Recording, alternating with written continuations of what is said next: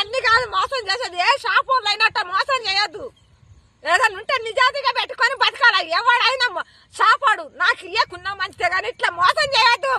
మేము కష్టపడి మేము బతుకుతున్నాం. మేము కూలి నారి పోలేకనే ఉన్నవారు రైతు వారిగా బతకాలని బతుకుతున్నాం. మేము ఇప్పుడు కాదు, నేను 20-30 ఏళ్ల కాంచి మేము వ్యవసాయం చేసుకునే బతుకుతున్నాం. ఏ షాపులతోనైనా మేము గొడవ పెట్టుకోవాలి. ఎన్ని మందులు చేస్తారో వాళ్ళు పోయి. అసలు ఇట్లా మోసం ఎందుకు చేసిండు? అసలు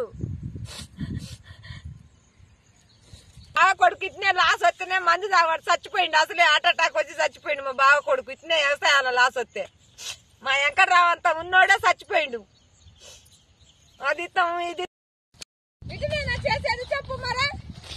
నేను అసలు షాపు పోనా, నా పిల్లగాడు పోతాను చదువుకున్నాడు అనుకోతాను. ఇప్పుడు 6-7 ఎకరాలు వేసినాం, 14 ప్యాకెట్లు వేసినాం.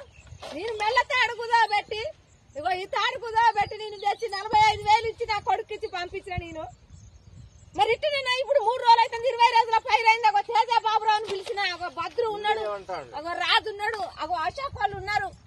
అగో వాళ్ళ మొక్కజొన్న ఎత్తాను పోయినా మేము సైజుల మొక్కజొన్న ఎత్తాను.